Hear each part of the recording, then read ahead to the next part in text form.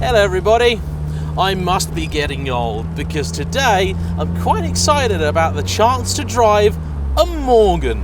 This is my first ever time driving a product from the little British mark that could, and I have to say, in the first few hundred yards it's proving to be absolutely everything that I could hope for. I know really little to nothing about the company and indeed its cars. It's only on occasion that I've looked at one and gone, oh, that's quite nice. In particular, the Aeromax, which is a very sexy piece of engineering. However, for the most part, it would seem the Morgans are designed for a customer that simply isn't me.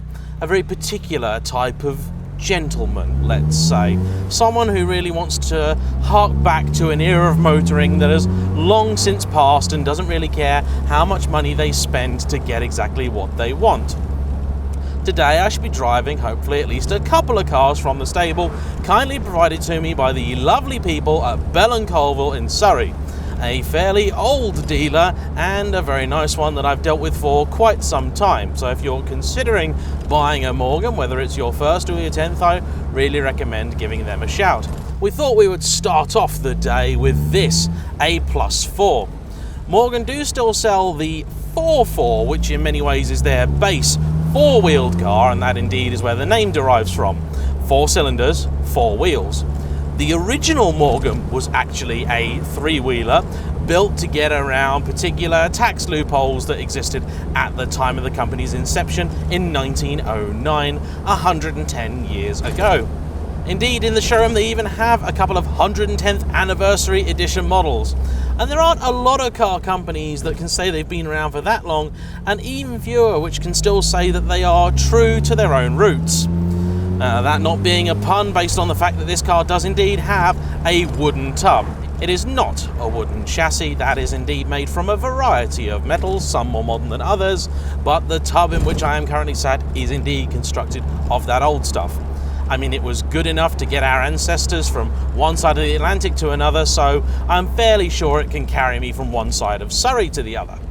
The 4.4 does still exist, however, not for the European marketplace where new legislation has basically phased it out. It exists only for the export market. And so if you want the entry-level 4-cylinder car, you're going to be looking at this, the +4. This has a 2-litre Ford GDI engine producing about 154 horsepower. And for those of you interested, here are the tech specs of the rest of the car. To drive, it actually feels, well, surprisingly nice. And what do I mean by that? Well, I've driven quite a few cars that are genuinely of vintage, 50s, 60s, 70s, and indeed older. I've also driven a few cars that are modern built but retro cars, for example, the JayEmm 7s. This does not really feel like any of them.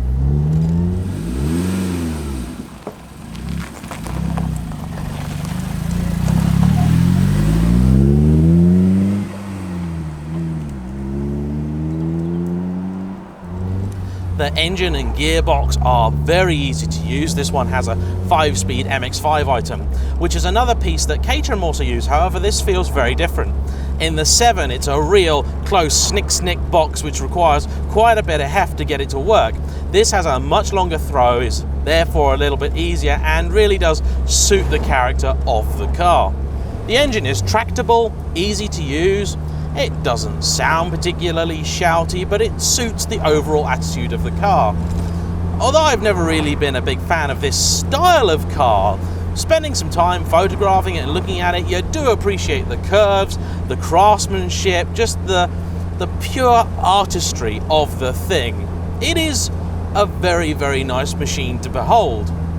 I don't know, perhaps like coffee, in a few years I'll suddenly have some sort of desire for it.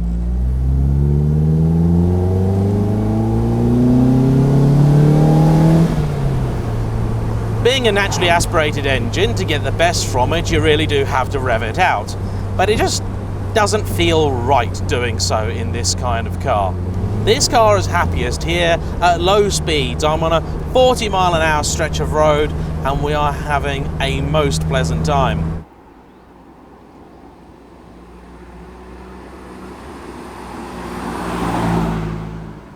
What's really impressing me currently is the steering. It is deliciously light, but very precise. As is the case with all of this kind of car, you've got this great view out of the front and you are very close to the rear axle, so all of your inputs appear to give you a big result, and that makes it just so much fun to negotiate down here. All of the controls, in fact, are actually very nicely weighted. It's the sort of thing that, if I'm being completely honest, I expected Morgan to get wrong. Very easy for car companies that have been around this long, making this kind of car for a very long time, to just, well, not bother about making things all that easy. Okay, at lower speeds like this, it's not the easiest thing to maneuver, but you get used to it pretty quickly. It is at least very easy to place, and you know what? With the reflection of the trees on that bonnet, just bimbling down this road, it is just a properly special experience. It really is.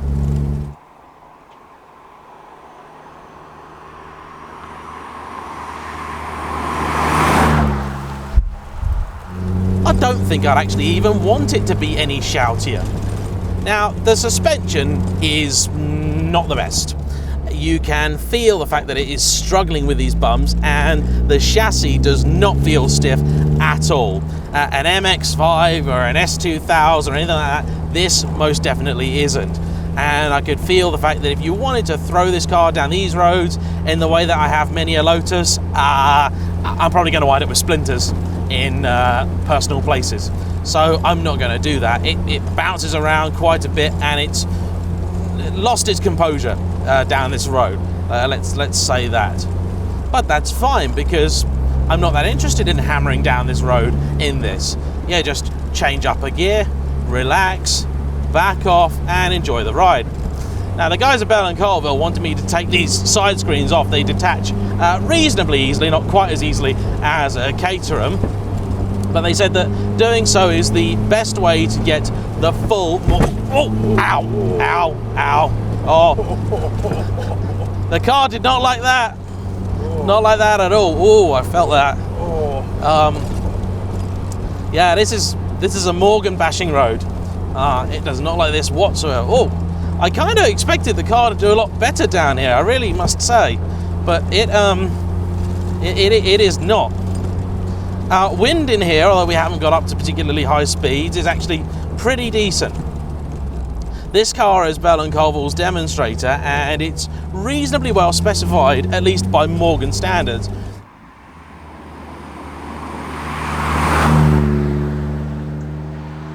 Now, when you're dealing with cars like this, you have to kind of reset your expectations as to what might be considered standard and what might be considered optional. This car does have a stereo fitted. It's somewhere down there, and in their words, it's certainly not high fidelity, sir. What this car does have is coloured leather, which is an option. It has this nice wooden dash, and this is one of the few times that I will completely accept a wooden dash. It's got this beautiful wooden motor liter steering wheel, which feels absolutely perfect for the task. It also has this nice mohair cover at the back, which just tidies up the rear end. It's got chrome overriders on it, stainless steel wire wheels, and this beautiful black metallic paintwork. Ordinarily, I'm very anti-cars in black or silver or anything like that, but it suits this down to a T. So overall, it's been an interesting introduction to the Morgan brand. It is not a brilliant car, but this is a brilliant experience. And perhaps the best way to summarize this car is it's for those sort of people that want the classic car experience, but without the classic car experience. You want to have that gorgeous old world look, the joy you get from just simple mechanical interaction, the adoration of passers-by, the feel of wind in your hair, and the joy of being able to drive down a road 20 miles an hour below the speed limit and being quite content. However, you also don't want the experience of going out to your garage and finding a big puddle on the floor, of having to get it serviced with increasingly difficult to find parts, not knowing where your nearest specialist is, and all of those other sorts of lovely things. And for that reason, although this is not a car for me, I totally get it. And I'm very keen to see what the next one is like, because that promises to be rather different.